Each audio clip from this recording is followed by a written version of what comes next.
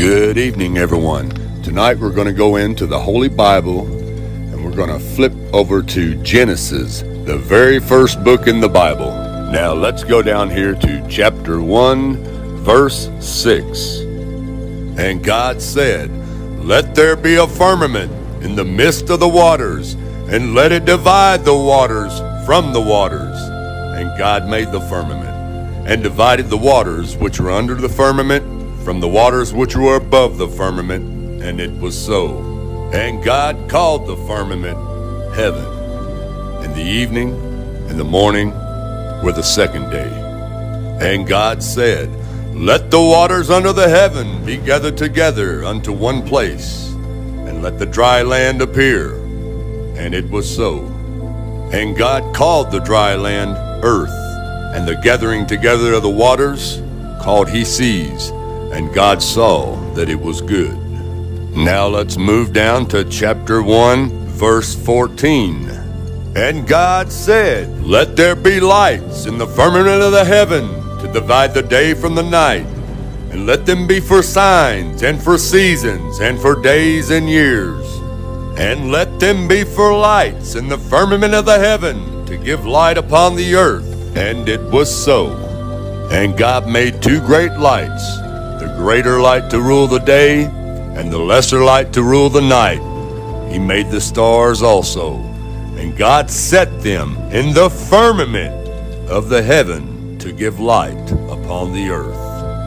Now, let's flip over to Psalms 19:1.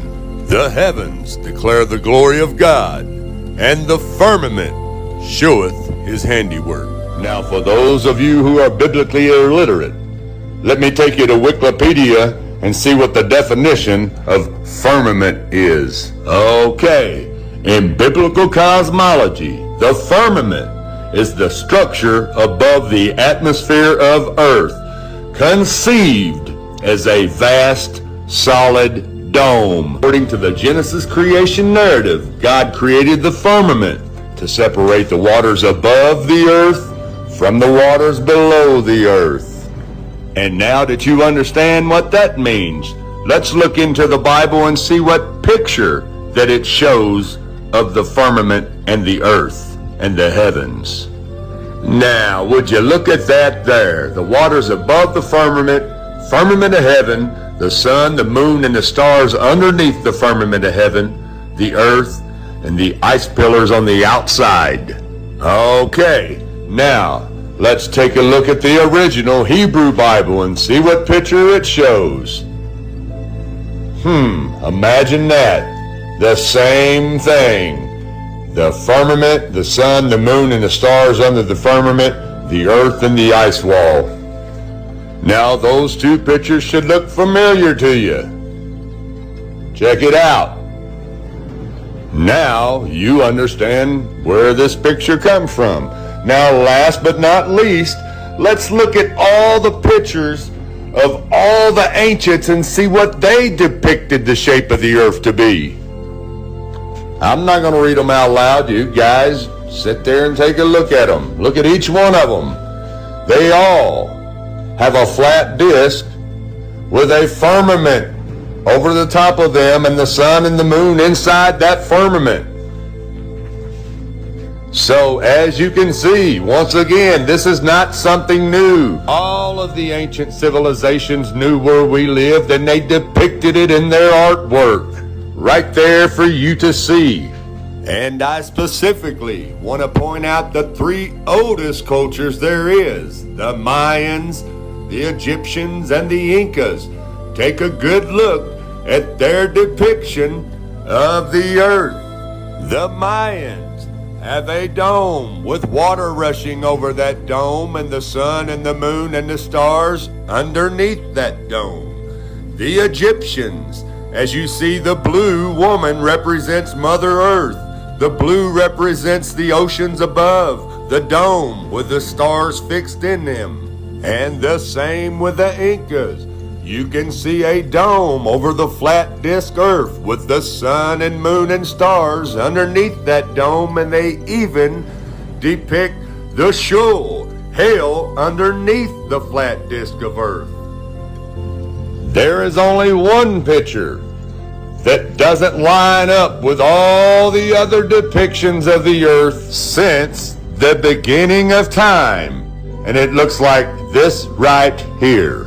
Now, like I said, since the beginning of time, all ancient civilizations depicted the same shape, the same picture of what the earth looked like, except for one agency called NASA. And this is where they tell you you live.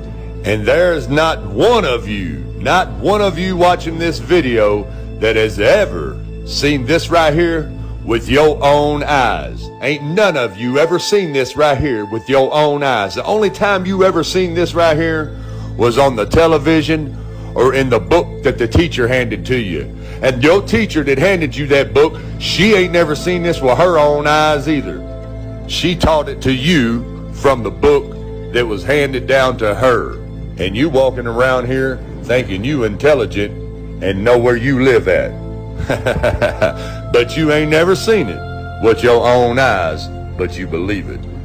Now I'm going to leave you with one last little verse from the Bible that goes with this picture right here.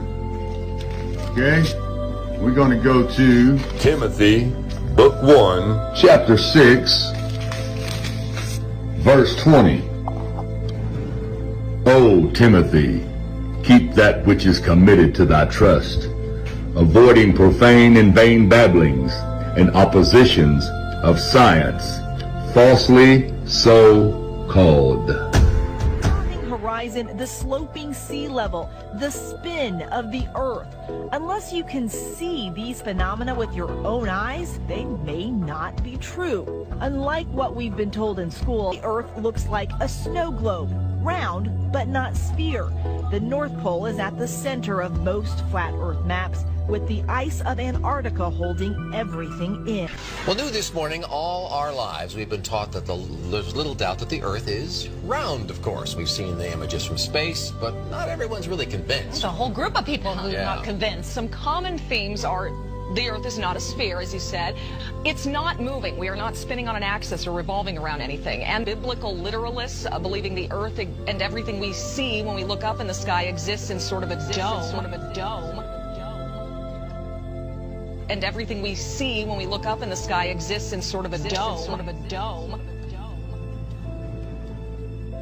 And everything we see when we look up in the sky exists in sort of a dome. Thought for the day, Terry R. Eicher. Everyone, thanks for watching. Have a good night, and God bless.